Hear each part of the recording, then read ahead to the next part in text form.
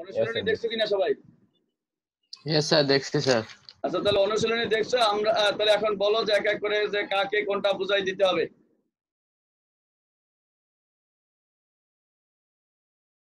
বলো কোনটা বুঝাই দিব, প্রশ্ন বলো।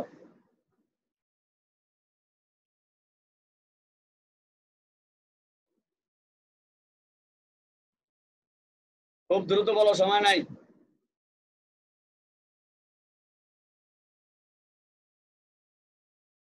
প্রথম প্রশ্নটা বুঝাই দেওয়া লাগবে। জি স্যার, এক নম্বরটা একটু বুঝিয়ে দেন। এক নাম্বারটা বুঝাই দেবো স্যার, এক বা দুই যে কোনো একটা। আচ্ছা, এই জায়গায় একটা প্রমাণ আমি দেওয়ার কথা বলছি, সেটা হলো ত্রিভুজের ভর কেন্দ্র প্রত্যেক মধ্যমাকে 2:1 অনুপাতে বিভক্ত করে। এটা ওইভাবে উপপাদ্য হিসাবে তেমন কোথাও খুব একটা পাওয়া যায় না। এজন্য এই প্রমাণটা একটু তোমাদের বলে দিতেছি যে ত্রিভুজের ভর কেন্দ্র প্রত্যেক মধ্যমাকে 2:1 অনুপাতে বিভক্ত করে কিভাবে। তোমাদের মাইকগুলো মিউট করে দাও। অর্ঘ, তোমার নামটা ঠিক করো। নামের প্রথমে থাকবে কলেজ নাম্বার, পরে থাকবে নাম। সবার ক্ষেত্রে বলতেছি, প্রথমে কলেজ নাম্বার, পরে নাম। কলেজ নাম্বার এবং নাম যদি না থাকে এই জায়গা থেকে একসময় বাদ দিয়ে দিব। এই যে বাসিতুন, জিদান, অভিজিৎ, তোমাদের নাম ঠিক করো। আব্দুল্লাহ, নাম ঠিক করো। প্রথমে কলেজ নাম্বার, পরে নাম। বাসিতুন, জিদান, তুমি কোনো কলেজ নাম্বার দাওনি।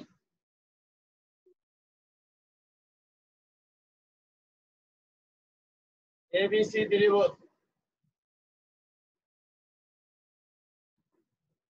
এবিসি ত্রিভুজের এডি, বিই, সিএফ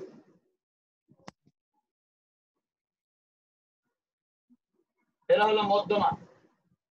ত্রিভুজের তিনটা মধ্যমা একটা বিন্দুতে মিলিত হয়, যে বিন্দুতে মিলিত হয় মিলিত বিন্দুর নাম ত্রিভুজের ভর কেন্দ্র।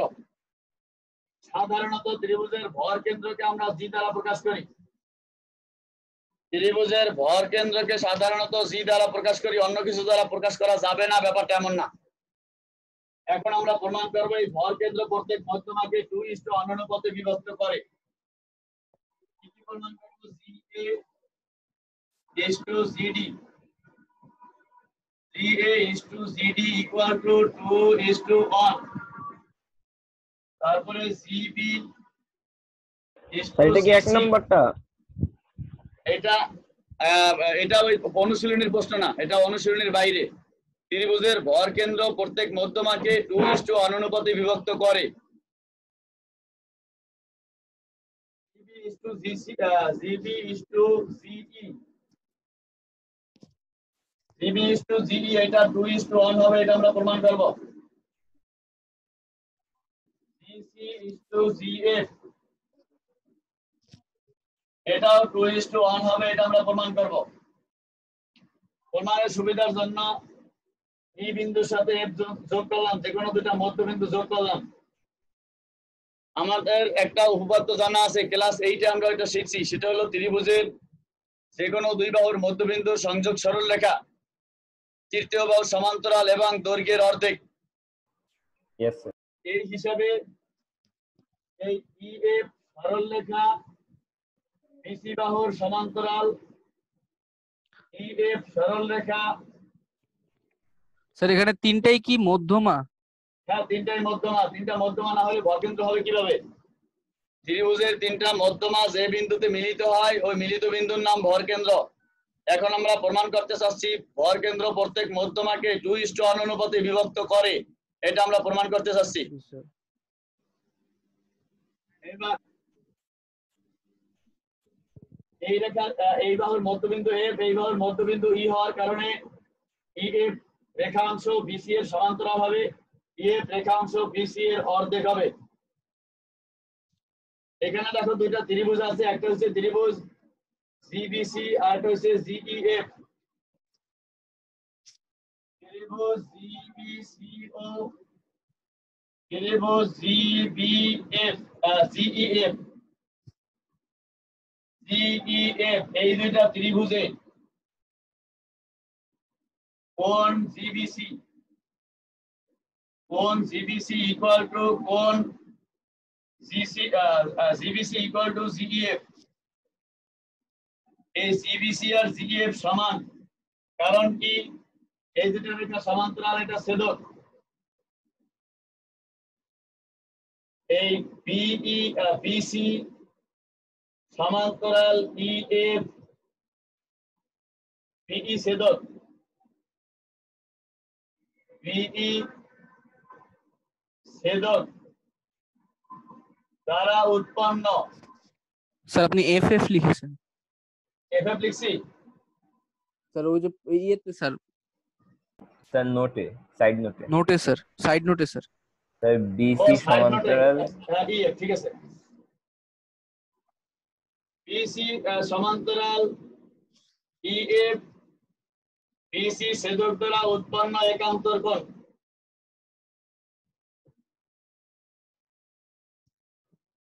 এইভাবে একটা সাইড নোট এখানে দিতে হবে, অথবা তোমাদেরকে এই গ্রুপে একটা শীট দেওয়া হয়েছিল। না স্যার। না স্যার।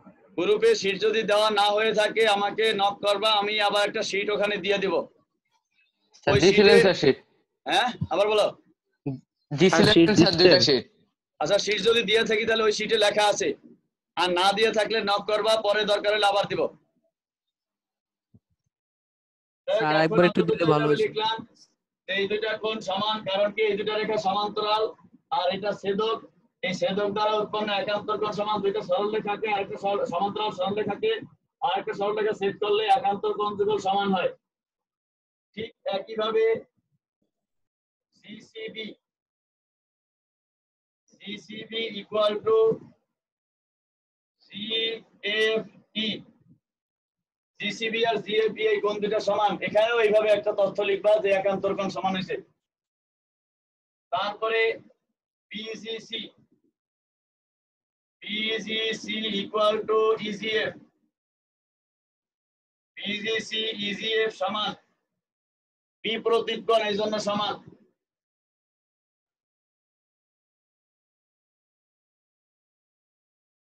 বিপরীত কোণ এই জন্য সমান।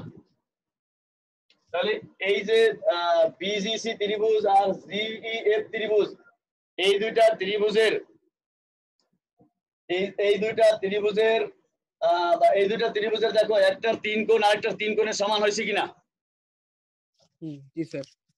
তাহলে দুইটা ত্রিভুজ যদি এমন হয় যে একটার 3 কোণ আরেকটার 3 কোণের সমান, সেক্ষেত্রে তাহলে স্যার সর্বসম। ওই দুইটা ত্রিভুজ হয় সদৃশকোণী, সর্বসম হয় না। সর্বসম হওয়ার জন্য অন্তত একজোড়া বাহু সমান হওয়া লাগে। কথা বুঝতে পারছো? জি স্যার। সর্বসম হওয়ার জন্য অন্তত একজোড়া বাহু সমান হইতে হবে, কিন্তু এখানে একজোড়া বাহু সমান নাই। তাহলে এই দুটা ত্রিভুজ হচ্ছে সদৃশকোণী। অতএব ত্রিভুজ GBC ও ত্রিভুজ GEF সদৃশকোণী।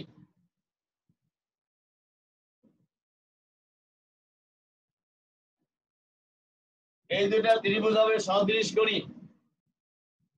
এবার দুইটা ত্রিভুজ যদি সদৃশকোণী হয় তাদের অনুরূপ বাহুগুলো সমানুপাতিক। দুটা ত্রিভুজ সদৃশকোণী হইলে তাদের অনুরূপ বাহুগুলো সমানুপাতিক হয়, এটা জানা আছে? জি স্যার। তাহলে যেহেতু এই দুটা ত্রিভুজ সদৃশকোণী, এই জন্য এই দুটা ত্রিভুজের অনুরূপ বাহুগুলো সমানুপাতিক। কে কার অনুরূপ বাহু? এই দুটা কোণ সমান, এই দুটা কোণের বিপরীত বাহু অনুরূপ বাহু। এই দুটা কোণ সমান, এই দুটা কোণের বিপরীত বাহু অনুরূপ বাহু। এই দুটা কোণ সমান, এই দুটা কোণের বিপরীত বাহু অনুরূপ বাহু। আমি এতটুকু মুছে দিয়ে এখানে লিখি যে এই কোণের বিপরীত বাহুর নাম কি। এই বি বিন্দুটা বাদ দিলে, মাঝখানের অক্ষরটা যদি আমরা বাদ দেই, তাহলে GC হবে এটার বিপরীত বাহু ভাগ এখানে ই বাদ দিলে GF। এই GF ইকুয়াল টু এখানে হবে GB, এখানে হবে GB ভাগ এখানে হবে GE ইকুয়াল টু C বাদ দিলে হবে BC, BC ভাগ EF। দেখো এইভাবে সমান লেখা যায় কিনা, এই অনুপাত তিনটাকে সমান লেখা যায় কিনা।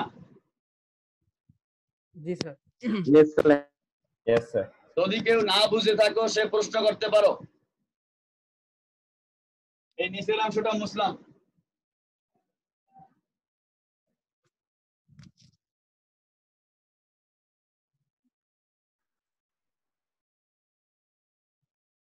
দুইটা সদৃশকোণী ত্রিভুজের বাহুর অনুপাত জানা থাকলে কি কোনটার ক্ষেত্রফল বড়টার ক্ষেত্রফল কত গুণ বড় সেটা কি বের করা যায়?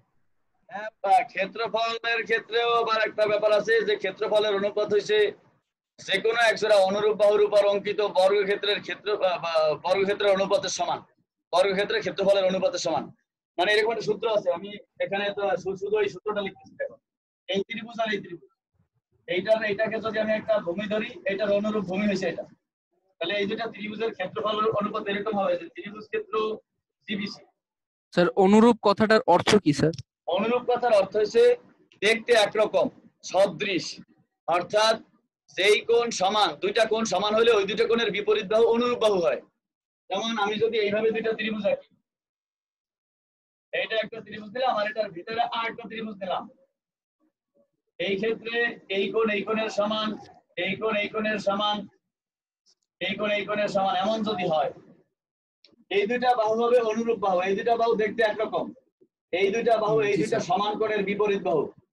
সমান কোণের জি, বিপরীত বাহু অনুরূপ বাহু, এই দুইটা কোণ সমান, এই সমান কোণের বিপরীত বাহু অনুরূপ বাহু, এই দুইটা বাহু দেখতে একরকম, এই জন্য এদের নাম হয়েছে অনুরূপ বাহু। সমান সদৃশকোণী ত্রিভুজের ক্ষেত্রে সমান কোণের বিপরীত বাহু অনুরূপ বাহু। আবার অনুরূপ, সমান yes, sir। বাহুর বিপরীত কোণ হইলে এটাও অনুরূপ কোণ হয়। অনুরূপ কোণ, yes, sir। এই সিবিসি ভাগ CEF, CEF equal to BC square ভাগ ইএফ স্কয়ার, এইরকম একটা উপপাদ্য আছে। এই উপপাদ্যটা তোমাদের ক্লাস 10 এ শেখানো হবে। এই উপপাদ্যটা যদি তোমার জানা থাকে তখন তুমি এখান থেকে বের করতে পারবা যে একটা একটা কত গুণ। এই বাহুর দৈর্ঘ্য যদি জানা থাকে এই ক্ষেত্রফলের অনুপাত কত এটা বের করতে পারবা। ঠিক আছে? ইফরাত নাবিল। জি স্যার, বুঝতে পারছি। আব্দুল্লাহ বিন ইউসুফ, কথা বলো তো। আব্দুল্লাহ বিন ইউসুফ, Yes, sir. তুমি তোমার এই নামটা পরিবর্তন করো, রিনেম করো। প্রথমে কলেজ নাম্বার লেখো, পরে নাম লেখো। সবাইকেই বলতেছি যারা নামে প্রথমে কলেজ নাম্বার লেখো নাই, না প্রথমে কলেজ নাম্বার পরে নাম এইভাবে লেখো, রিনেম করো। রিনেম, যদি তোমাদের রিনেম করতে অসুবিধা হয় আমাকে বলতে পারো, আমি রিনেম করে দিব। যার অসুবিধা সে আমাকে বললে আমি রিনেম করে দিব। এটা প্রিন্সিপাল স্যারের নির্দেশ, কাজে এখানে কিছু তোমাদের অন্যরকম কিছু করার সুযোগ নাই। যার প্রথমে কলেজ নাম্বার পরে নাম এইভাবে না থাকলে পরবর্তীতে এখানে তাকে ঢুকতে দিব না।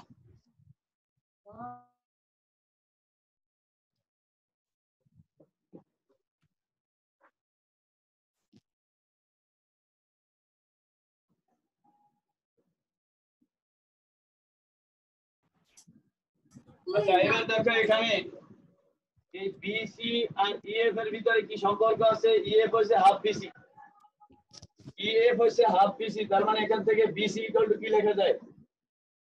বিসি ইকুয়াল টু 2ইএফ লেখা যায়। তাহলে বিসি এর পরিবর্তে আমরা 2ইএফ যদি লিখি তাহলে এইভাবে লেখা যায় জিসি ভাগ সিএফ ইকুয়াল টু জিবি ভাগ সিই ইকুয়াল টু 2ইএফ ভাগ ইএফ। ইএফ এর সাথে ইএফ কাটা যায়, তাহলে জিসি ভাগ সিএফ ইকুয়াল টু জিবি ভাগ সিই ইকুয়াল টু 2/1। অতএব GC is to CF equal to GB is to সিই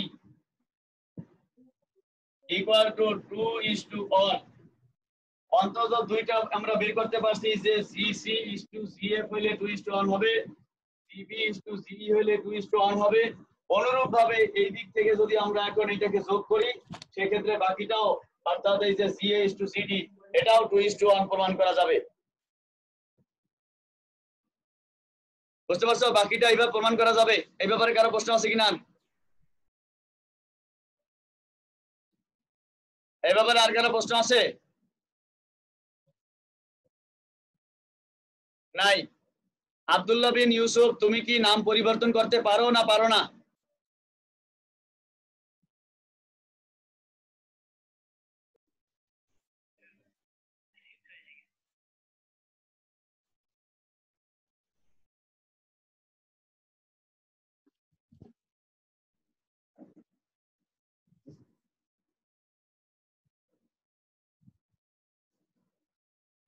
এবার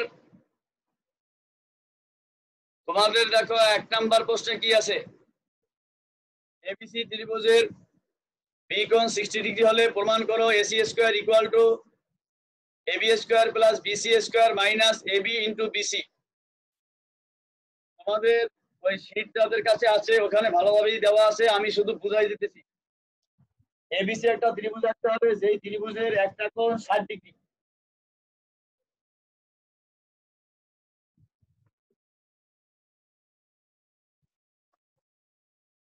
এই ধরো এবিসি ত্রিভুজ, এই এবিসি ত্রিভুজের ব্যাপারে বলছে বি কোণ 60 ডিগ্রি, ধরো এটা বি কোণ, এটা ধরো 60 ডিগ্রি, এটা এ আর এটা হলো সি। আবার চিত্রটা এমনও হইতে পারে, এটা বি কোণ, এটা এ কোণ, এটা সি কোণ, বি কোণ 60 ডিগ্রি, অর্থাৎ এই সি কোণ স্থূল কোণ অথবা সূক্ষ্ম কোণ দুই ধরনের হইতে পারে।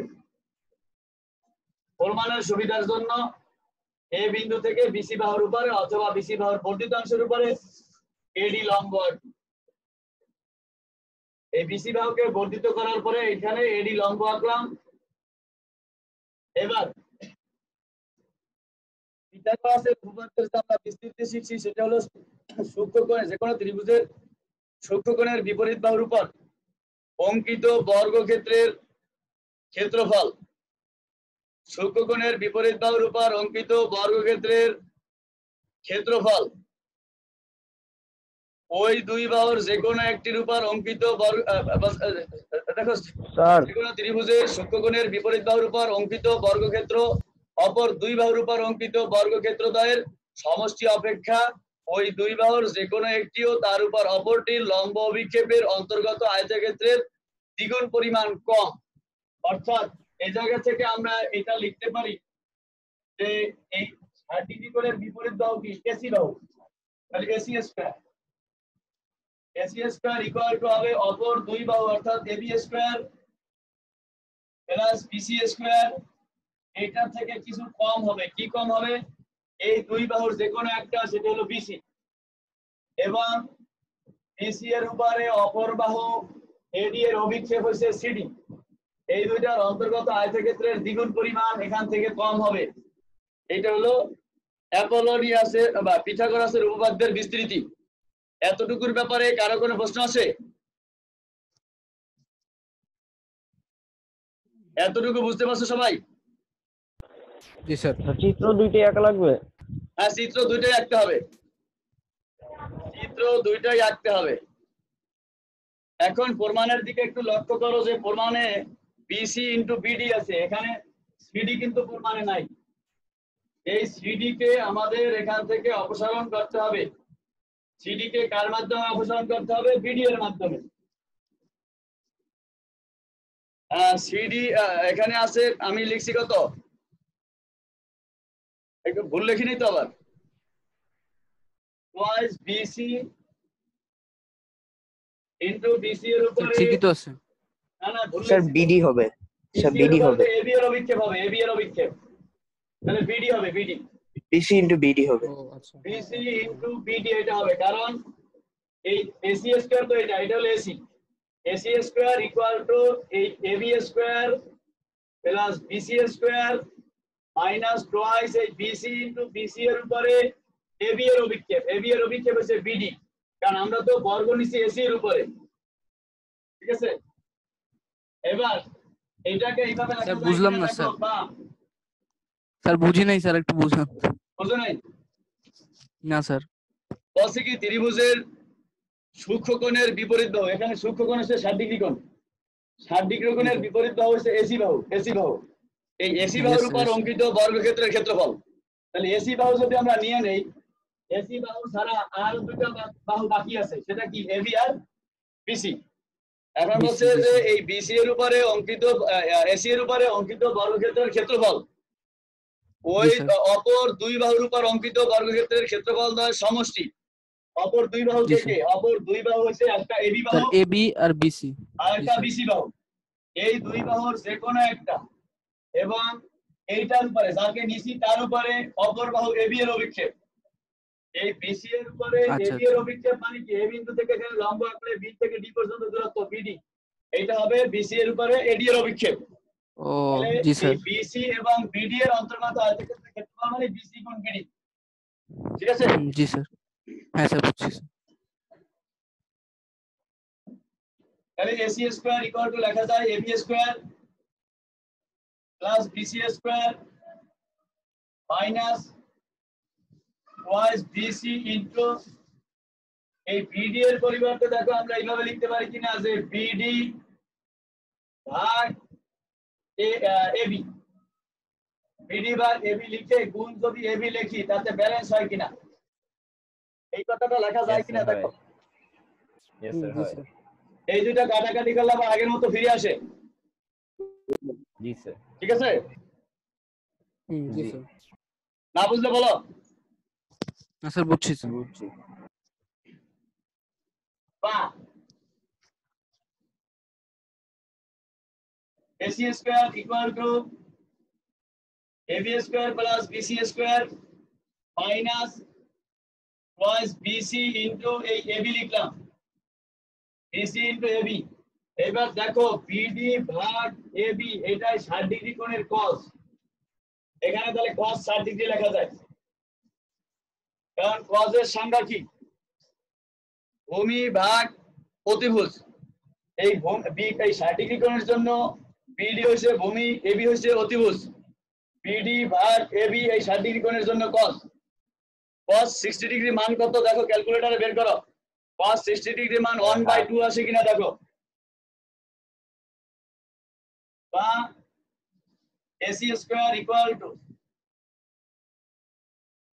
AB square plus BC square minus 2BC into AB into 1/2, 1/2 এর সাথে 2 কাটা যায়, অতএব AC square equal two AB square plus BC square minus AB into BC, AB into BC। একবার এতটুকু বুঝতে অসুবিধা থাকলে বলো। না বুঝছি। এই ব্যাপারে কারো প্রশ্ন আছে? সবাই কি বুঝতে পারছো?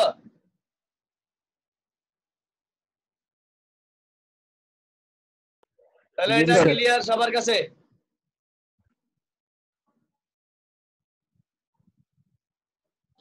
পরবর্তী প্রশ্ন হচ্ছে এবিসি ত্রিভুজের বি কোণ 120 ডিগ্রি। এই ক্ষেত্রে প্রমাণ করতে হবে AC square equal to AB square plus BC square plus AB into BC, এটা আমাদের প্রমাণ করতে হবে।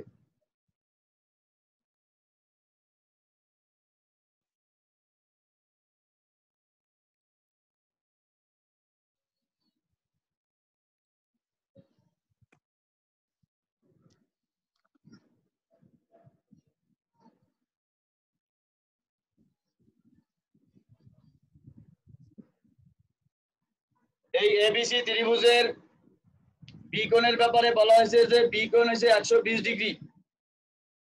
এই ক্ষেত্রে আমাদের প্রমাণ করতে হবে AC square equal two, sir এখানে তো ত্রিভুজ এক ধরনেরই হবে। হ্যাঁ এখানে এক ধরনেরই হবে, কারণ 120 ডিগ্রি হইলে অন্য কোন কোণ আর এই স্থূল কোণ হওয়ার 120 সুযোগ ডিগ্রি নাই, হইতে বাকি পারবে দুটা না। সূক্ষ্ম কোণ হবে। এর জন্য এই টাইপের হইলে একটাই হবে ত্রিভুজ, দুইটা হওয়ার সুযোগ নাই। এসি স্কয়ার ইকুয়াল টু হবে AB square plus BC square plus AB into BC, AB into BC. এটা আমরা প্রমাণ স্যার করব। এটা কি একই প্রমাণ? প্রমাণ একই টাইপেরই প্রমাণ, শুধু চিত্র ভিন্ন, কোণের পরিমাপ ভিন্ন।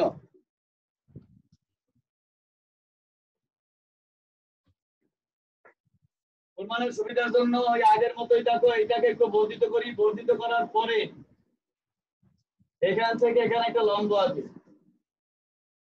এটার নাম দিলাম ডি বিন্দু। এই এসি স্কয়ার ইকুয়াল টু কি লেখা যায়? পিথাগোরাসের উপপাদ্যের বিস্তৃতি দ্বিতীয়টা, যে স্থূলকোণী ত্রিভুজের স্থূলকোণের বিপরীত বাহুর উপর অঙ্কিত বর্গক্ষেত্র ওই কোণের সন্নিহিত অন্য দুই বাহুর উপর অঙ্কিত বর্গক্ষেত্রদ্বয়ের এবং ওই দুই বাহুর যে কোনো একটিও তার উপর অপর বাহুর লম্ব অভিক্ষেপের অন্তর্গত আয়তক্ষেত্রের দ্বিগুণের সমষ্টির সমান। অর্থাৎ এসি স্কয়ার ইকুয়াল টু, মানে এই এসি এর উপর অঙ্কিত বর্গক্ষেত্রের ক্ষেত্রফল হবে অপর দুইটার উপর বর্গক্ষেত্রের যোগফল, অর্থাৎ AB square plus BC square. এটার সাথে আরো একটু বেশি হবে, কি বেশি হবে? টুয়াইস এই দুইটা বাহুর যে কোনো একটা BC, twice BC into BC এর উপরে অপর বাহুর অভিক্ষেপ। এই বিসি এর উপরে অপর বাহু হলো এবি, এবি এর অভিক্ষেপ BD, twice BC into BD. এটা আমরা ওই উপপাদ্য অনুসারে লিখতে পারছি। এখন আমরা যদি এখানে এই বিডি কে স্যার, এখানে অপসারণ, কিছু বলবা? স্যার এখানে এসি বাহু লম্ব বিক্ষেপ নিব না? এখানে দেখো এসি বাহু নিব কেন? এসি বাহু তো প্রথমেই আছে। এসি এখানে যেটা আছে এটার লম্ব বিক্ষেপ কোথাও হবে না। এই দুটার একটা আর একটা লম্ব বিক্ষেপ, এই দুটার একটা বিসি আর একটা হলো এবি, এবি এর লম্ব বিক্ষেপ নিব। এই বিসি নিলাম আর একটা এবি, এবি এর লম্ব বিক্ষেপ বিডি। এই বিসি এর উপরে এবি এর লম্ব বিক্ষেপ, এই এবি এর লম্ব বিক্ষেপ এইটা, এই পাশে যে আছে ওর না, ঠিক আছে? এখানে যদি আমরা এবি স্কয়ার নিতাম তখন হয়তো এবি স্কয়ার সমান এত স্কয়ার প্লাস এত স্কয়ার মাইনাস এই দুটার যে কোনো একটা, এইটা এবং এইটার পরে এইটার অভিক্ষেপ, তখন আর এইটার অভিক্ষেপ হইতো না। এই ডান পাশে যারা থাকবে তাদের যে কোনো একটা এবং আরেকটার অভিক্ষেপ equal to AB square plus BC square plus twice BC into এই বিডি কে যদি এবি দ্বারা ভাগ করি, বিডি ভাগ এবি গুণ এবি, এইভাবে লেখা যায়। এই ক্ষেত্রে দেখো এই কোণ 120 ডিগ্রি হলে এটা নিশ্চয়ই 60 ডিগ্রি হবে। জি স্যার। এটা 120 ডিগ্রি হওয়ার কারণে এটা 60 degree. Equal to AB square BC square plus BC into এই এবি আগে লিখলাম এবি ইনটু বিডি ভাগ এবি হচ্ছে 60 ডিগ্রি কোণের cos into cos 60 degree equal to AB square plus BC square plus twice BC into AB into cos 60 ডিগ্রির মান 1/2। 2 এর সাথে 2 কাটা যায়, AB square BC square AB গুণ বিসি। দেখো প্রমাণ বুঝতে পারছো কিনা? Yes sir. কারো প্রশ্ন থাকলে প্রশ্ন করো।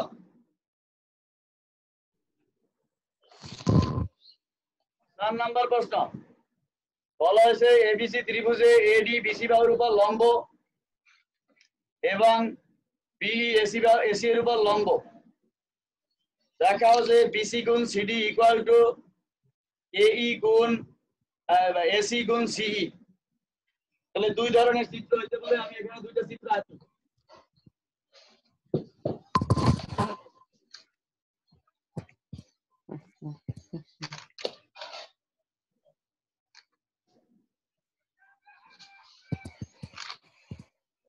এই এবিসি ত্রিভুজ, এই এবিসি ত্রিভুজের এডি বিসি বাহুর উপর লম্ব, তারপরে বিই এসি এর উপর লম্ব, বিই এসি এর উপর লম্ব। আবার দেখো চিত্রটা এমন হইতে পারে যে সি কোণ স্থূলকোণ,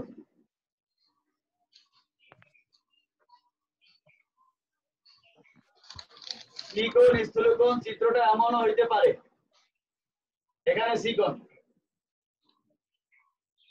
এটা এ, এটা বি।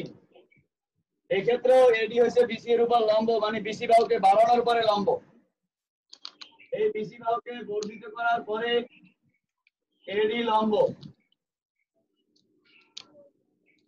আর বলছে বিই এসি এর উপর লম্ব, তাহলে এসি বাহুকে বর্ধিত করার পরে স্যার এখানে কি ডট ডট দিতে হবে? দরকার দিতে হবে এমন কোনো কথা নাই, তবে মূল চিত্র থেকে এটা আলাদা করার জন্য আমি আসলে দিতেছি তোমাদের বোঝার সুবিধার জন্য। তোমাদের ডট ডট দেওয়া বাধ্যতামূলক না, আমি এটা অতিরিক্ত অঙ্কন করছি, এটা বোঝানোর জন্য জাস্ট ডট ডট দিতেছি তোমাদের বোঝার সুবিধার জন্য। এটা অতিরিক্ত অঙ্কন, তুমি চাইলে এখানেও ডট ডট দিতে পারো।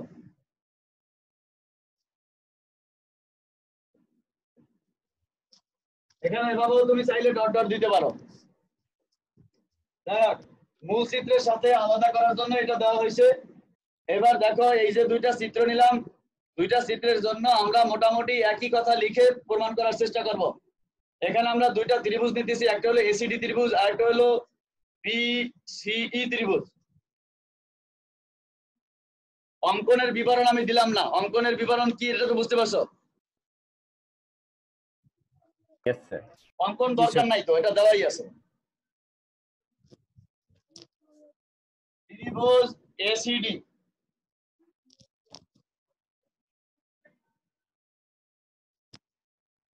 ত্রিভুজ এসিডি আর একটা ত্রিভুজ হচ্ছে বিসিই। ও ত্রিভুজ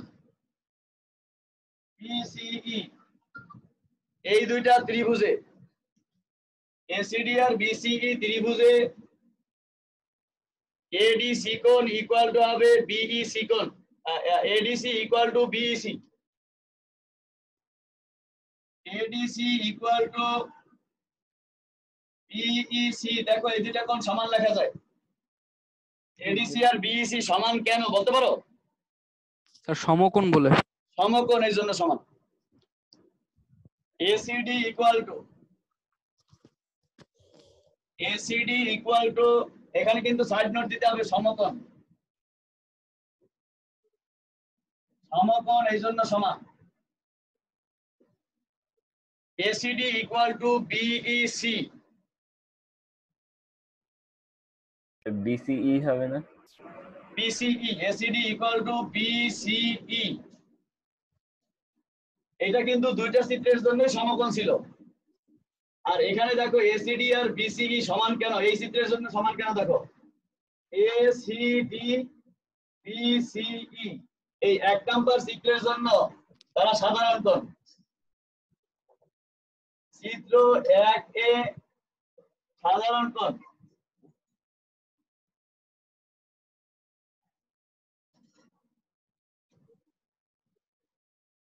চিত্র 1 এ সাধারণ কোণ,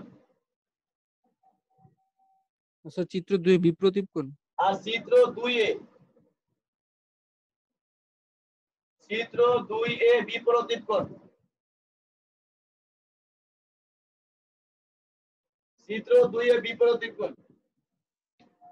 এই দেখো চিত্র 2 এ এসিডি, এখানে ডি, এডি আর এটা ছিল বিই।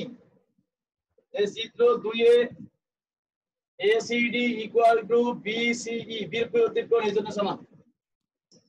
এখন দেখো এই ত্রিভুজের দুই কোণ এই ত্রিভুজের দুই কোণের সমান হওয়ার কারণে এই ত্রিভুজের বাকি কোণটাও এই ত্রিভুজের বাকি কোণের সমান হবে। অতএব কোণ সিএডি ইকুয়াল টু কোণ সিবিই, এই জায়গায় লিখে দাও অবশিষ্ট কোণ।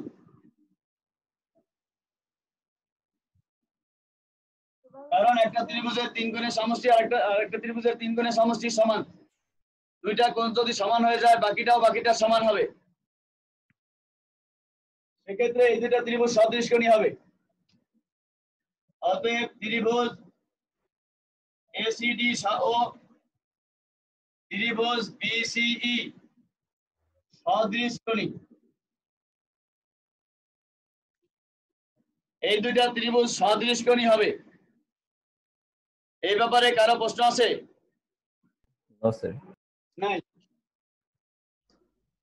যদি সদৃশকোণী হয়, দুইটা ত্রিভুজ যদি সদৃশকোণী হয়, সেক্ষেত্রে তাদের অনুরূপ বাহুগুলো সমানুপাতিক হবে। অতএব এই দেখো অনুরূপ বাহু কিভাবে নিবা, ভালোভাবে চিন্তা করো এই ব্যাপারটা, কিন্তু এখানে কিন্তু চিত্রের দিকে তাকানোর দরকার নাই। এই যে ADC আছে, এই ডি বিন্দুটা বাদ দাও, তাহলে থাকে AC। এখানে লাগবে AC। এখানে আছে এই BC, এটা এই বিন্দুটা বাদ দিলে হয় BC, নিচে লাগবে BC। আবার এখানে AD, এখানে BE, এখানে CD, এখানে CE। এইভাবে লেখা যায়, দেখো বুঝতে পারছো? এই ব্যাপারে কারো প্রশ্ন থাকলে প্রশ্ন করো। সবাই বুঝতে পারছো এটা? এখন এই জায়গা থেকে দেখো, আমাদের যা প্রমাণ করতে বলা হয়েছে সেটা পাওয়ার জন্য, আমাদেরকে যা প্রমাণ করতে বলা হয়েছে সেই দুইটা পাওয়ার জন্য কোন দুইটা অনুপাত নিয়ে আড়াআড়ি গুণ করলে সেটা পাওয়া যাবে। আমাদের দরকার BC গুণ CD। এই যে এইটার সাথে এটা গুণ করলে BC গুণ CD হয়, ইকুয়াল টু বলা হয়েছে AC গুণ CE, অর্থাৎ এই দুইটা প্রথমটা শেষ অনুপাতটা নিতে হবে। তাহলে পরের লাইনটা এইভাবে লিখবো, বা AC ভাগ BC ইকুয়াল টু CD ভাগ CE। অতএব এই দুটা যদি গুণ করি, BC into CD equal to AC গুণ CE। দেখো প্রমাণ কমপ্লিট। বুঝতে পারছো কিনা দেখো। স্যার বলো। স্যার প্রশ্নে যদি চিত্র দেওয়া থাকে তাইলে তো 2 টাকা লাগবে না, আর না দেওয়া থাকলে 2 টাকা হ্যাঁ, লাগবে। না চিত্র না দেওয়া থাকলে দুইটা আঁকতে হবে, আর চিত্র যদি দেওয়া থাকে একটা চিত্রই এনাফ। ঠিক আছে? জি স্যার।